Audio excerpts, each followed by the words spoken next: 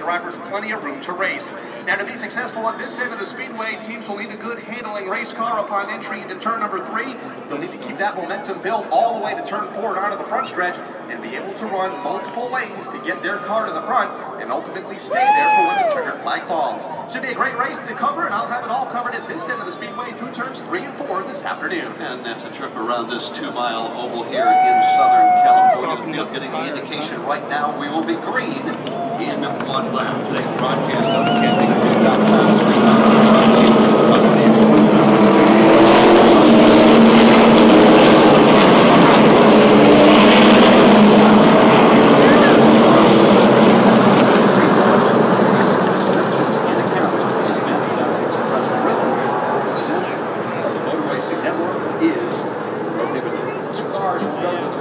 the start of today's race. Mike Wallace had one of his best qualifying runs of the year. He'll start at 15th. They headed to an engine change. He'll go to the back. And Morgan Shepherd, unapproved adjustments also, will go to the rear. Morgan was originally scheduled to start 38th, so he doesn't go too far back. Let's take a quick swing down pit road as we're down to less than a lap to go to get the green flag. See what the plan is for the running of today's race. We'll start with Alex Hayden. And it's all about fuel mileage here. Big, wide, sweeping racetrack means very few cautions traditionally.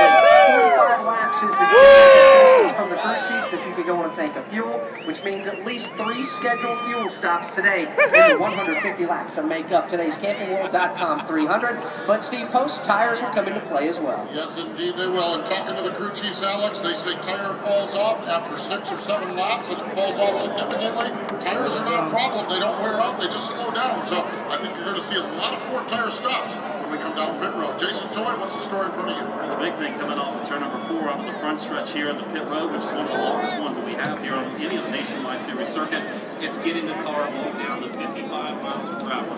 As long as this front pit road is, there's not a problem. You've always find at this racetrack is speeding violations. So coming off the turn, no costly mistakes when you hit the pit road. Red Ford Mustang out front of the 43 cars as we get set to go. The lights are on. It's set to bring it onto pit road and cut loose here for the 30th time this season. The Nationwide Series in action in Southern California for the start. Here's LRN Radio's Joe Moore. 300 miles coming up, 150 laps around the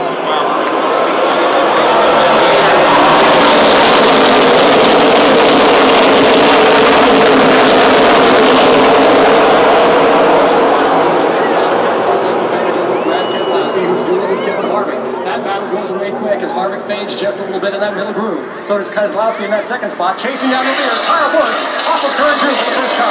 Good side-by-side battle begins to once again shape up off of turn number 2. Kevin Harvick using that outside lane and high side momentum will take the spot away from Brad Keselowski. And now going to work on away clear Kyle Busch, who leads into turn 3 by a car length. Kevin Harvick goes way up the banking, and now here comes Brad Keselowski. He'll dig to the inside. That's the battle for the second spot. Kyle Busch will lead lap 1. The battle will be for second.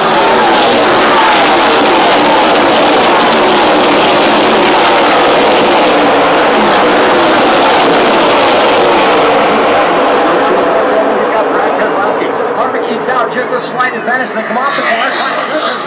Martin Truex Jr. wide to the 4th spot. Everybody singles out among the front 5. Carl Edwards slides into 5th, about 3 car lengths behind Martin Truex in 4th. It's Kyle Busch though by a car length. Here comes Kevin Harvick. Outside move last time. He'll select the inside lane. This car will crash. Backing now further back to the 9th position. That is where Ryan Newman is hooked up on the inside of the racetrack. This made the move by Steve Wallace coming up off the corner. Wallace goes all the way up against